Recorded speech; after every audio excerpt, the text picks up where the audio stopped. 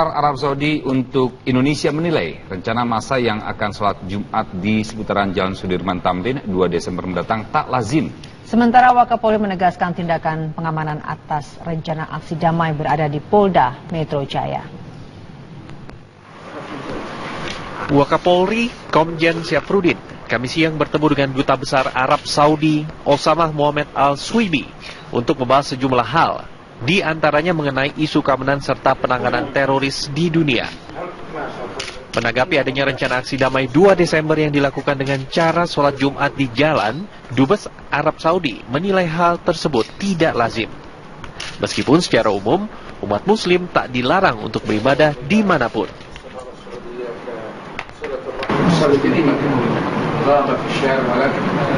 نتمنى إن شاء الله لن تتم هذه المظاهرة ويتم الحل باتفاق بين القيادة والمجتمع الذي يصلي. Sementara Wakapolri meminta massa untuk kembali membaca maklumat yang telah disampaikan Polda Metro Jaya mengenai rencana aksi damai 2 Desember mendatang. Boleh saja menyampaikan pendapat, boleh. Termasuk sholat di jalan itu Pak, gimana? Itu baca saja maklumatnya, kan sudah itu. Jangan nanya lagi. Iya, kalau misalnya yang akan melakukan diskresi kepolisian adalah Polda Metro, ya. Bukan Kapolri atau Wakapolri. Rencana aksi massa 2 Desember mendatang telah mendapat tanggapan dari berbagai petinggi lembaga negara serta ormas Islam. Mereka mengimbau massa yang menyuarakan aspirasi mereka tak mengganggu ketertiban umum. Dari Jakarta, Muhammad Haris, TV One mengabarkan. Ya, terkait rencana aksi damai pada 2 Desember mendatang, Panglima TNI Gatot Nurmantio mensinyalir aksi kali ini sudah tak murni lagi seperti pada demonstrasi damai pada 4 November lalu.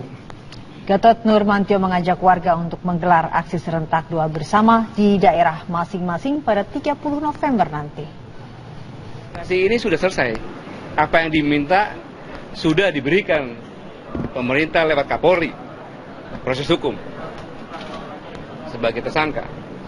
Kalau ada demonstrasi alasannya jatuhkan pelindung Ahok, kan begitu ada di media sosial, jatuhkan RI 1, sudah tidak murni dan pasti akumulasi luar pun ikut. Mari kita bersama-sama di ibu kota provinsi, di Monas nanti pada tanggal 30 pagi-pagi jam 7 kita berkumpul semuanya. Isinya baca puisi mengindahkan Indonesia. Berdoa bersama-sama secara bergantian semua pemuka agama untuk Indonesia. Dan pada kesempatan ini saya juga menghimbau yang akan demo pada tanggal 2. Untuk apa semuanya kan sudah. Alangkah indahnya kalau tanggal 2 itu memperkuat apa yang sudah menjadi cap internasional, bahwa Indonesia adalah penduduk mayoritas Islam yang damai, indah, rahmatan lil alamin, diganti dengan doa bersama-sama. Alangkah indahnya memperkuat posisi kita. Kiblat Islam bisa berubah di Indonesia dalam damai, indah, dan bersatu. Ya, Menteri Dalam Negeri mengundang seluruh gubernur dalam rapat koordinasi mengenai dinamika politik nasional. Dalam rakor tersebut disebutkan sejumlah daerah memiliki indeks kerawanan. Kementerian Dalam Negeri menggelar rapat koordinasi bersama gubernur di seluruh wilayah Indonesia. Rapat koordinasi itu juga mengundang Menko Polhukam, Ketua KPK, Panglima TNI, Kepala BIN, dan Kepala BNPT sebagai pembicara. Rapat yang digelar 3 sesi tersebut membahas Pilkada serentak 2017 dan dinamika politik di Indonesia. Dibahas juga penanganan terorisme di daerah-daerah.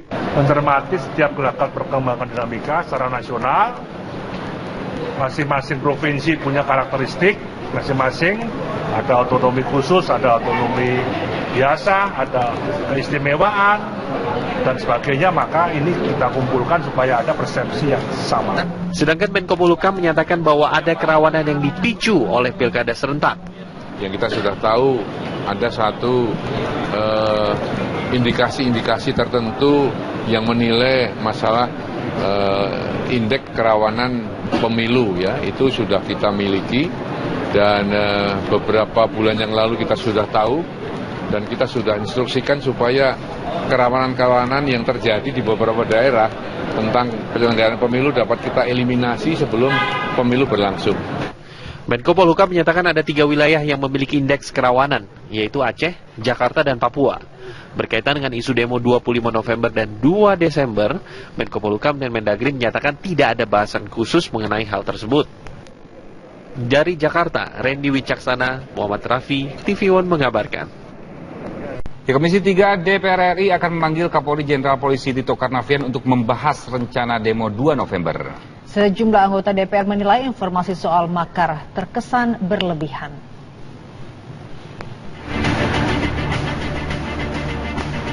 Komisi 3 DPR RI akan memanggil Kapolri Jenderal Polisi Tito Karnavian pada hari Senin esok. Komisi 3 akan menanyakan kepada Kapolri terkait dengan perkembangan demo yang akan dilakukan pada tanggal 2 Desember mendatang. Selain itu, mereka juga akan bertanya kepada Kapolri tentang berkembangnya isu makar.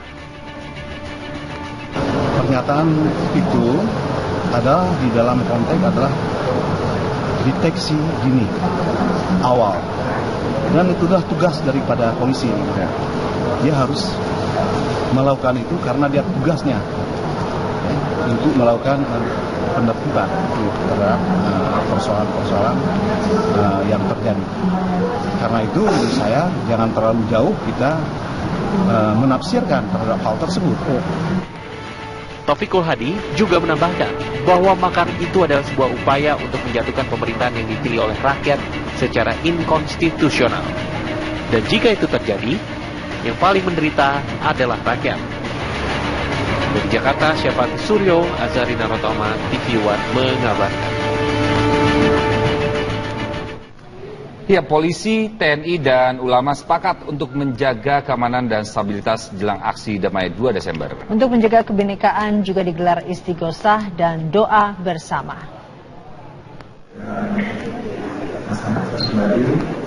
Pemerintahan Kepulauan Riau menggelar rapat terkait isu aksi damai 2 Desember 2016. Rapat dihadiri oleh Kapolda Kepri, Danrem 0316 Batam, ulama, ormas, dan jajaran SKPD Kepri. Rapat bertujuan terciptanya keamanan di wilayah Kepulauan Riau. Hasilnya, pihak yang hadir sepakat untuk menjaga keamanan dan ketertiban. Kesepakatan ini dituangkan dalam MOU yang disepakati oleh mereka. Kapolda Kepri meminta ormas dan ulama untuk bersama-sama menjaga keamanan dan kebinekaan bangsa. Ya, saya kira fatwa Majelis Ulama sudah jelas bahwa proses sudah dilaksanakan oleh aparat penegak hukum dalam hal ini Baris Krim Polri. Majelis Ulama untuk mengimbau untuk tidak melakukan aksi tanggal 2, dan tadi teman-teman di sini semuanya keluarga besar Provinsi Kepulauan Riau menyatakan buatan tekad untuk tidak melakukan aksi. Sementara itu, Kodim 0608, Polres Cianjur dan masyarakat Cianjur, Jawa Barat menggelar istighosah dan zikir bersama. Acara di sebuah lapangan parkir tersebut bertujuan mendoakan keselamatan bangsa dan negara agar terhindar dari ancaman perpecahan. Acara ini digelar berkaitan dengan rencana aksi damai 2 Desember 2016 mendatang. Dari Batam, Kepulauan Riau, dan Cianjur, Jawa Barat, Alboin dan Denny Hendra, TV One mengabarkan. Ya, sementara itu Nahdlatul Ulama mengeluarkan fatwa larangan melaksanakan sholat Jumat di jalan. Ketua PBNU Said Agil Sirot juga melarang warga NU untuk ikut aksi 2 Desember.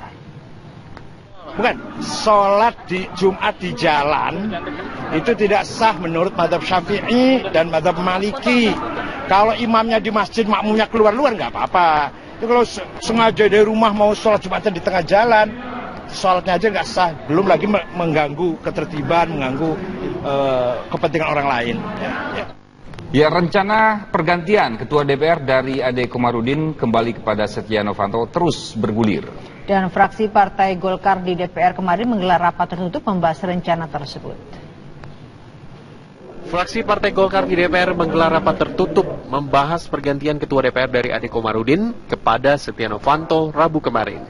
Hadir dalam rapat Sekretaris Jenderal Partai Golkar Idrus Marham, Ketua Harian Partai Golkar Nurdin Halid, dan PLT Ketua Fraksi Partai Golkar Kahar Muzakir. Dalam rapat ini, DPP Partai Golkar memberi penjelasan terkait keputusan mengangkat kembali Setia Novanto sebagai Ketua DPR. Selain itu, DPP menginstruksikan kepada seluruh anggota fraksi Partai Golkar di DPR untuk menerima dan memperjuangkan keputusan tersebut. DPP Partai Golkar juga telah mengirim surat terkait pergantian Ketua DPR kepada pimpinan fraksi Partai Golkar dan pimpinan DPR. Bahwa DPP Partai Golkar telah mengambil keputusan secara bulat aklamasi ya untuk mengembalikan posisi Setia Novanto sebagai Ketua DPR.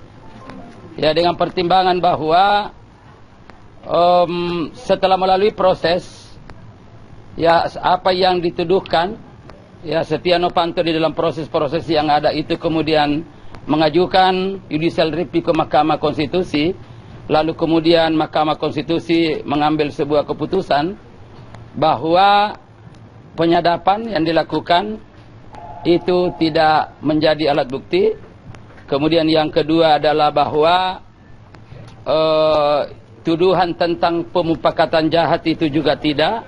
Maka dengan demikian ya, secara hukum apapun yang pernah dituduhkan itu tentu tidak benar. Sebelumnya rapat pleno Partai Golkar memutuskan menggeser posisi Ade Komarudin dari jabatannya sebagai Ketua DPR. Kursi Ketua DPR dikembalikan kepada Setia Novanto setelah kemenangan Novanto dalam gugatan uji material pasal mengenai alat bukti rekaman di Mahkamah Konstitusi. Dari Jakarta, Syafati Suryo, Azhari Narotama, TV One mengabarkan.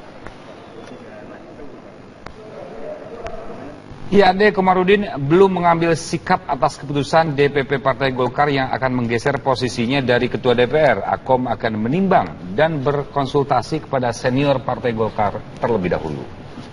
Ade Komarudin mengaku belum menerima surat keputusan resmi dari DPP Partai Golkar terkait penggeseran Ketua DPR yang akan dikembalikan kepada Setia Novanto. Akom akan berkonsultasi kepada keluarga dan senior Partai Golkar terlebih dahulu, termasuk Ketua Dewan Pembina Partai Golkar, Abu Rizal Bakri. Namun ia telah menerima kabar dari Ketua Harian Partai Golkar, Nurdin Halid. Sampai hari ini belum menerima resminya. Jadi yang saya lihat nanti resminya kayak gimana, nanti saya pelajari, gitu. Pelajari dengan baik, gitu. Untuk nanti tentu saya akan konsultasikan kepada para senior saya, kepada keluarga saya, kemudian ya salat isyarat. Kang, sudah ada komunikasi mungkin dengan Pak Novanto atau belum, dari jajaran DPP? Belum. Oh, DPP sudah. Pak Nurdin sudah menemui saya dan jawaban saya seperti halnya yang saya.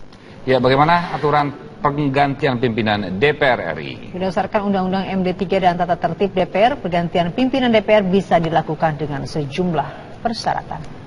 Ya, ini berdasarkan pasal 87 ayat 2 huruf D Undang-Undang MD3 bahwa pimpinan DPR diberhentikan apabila diusulkan oleh parpolnya sesuai dengan peraturan perundang-undangan. Kemudian pasal lainnya ayat 4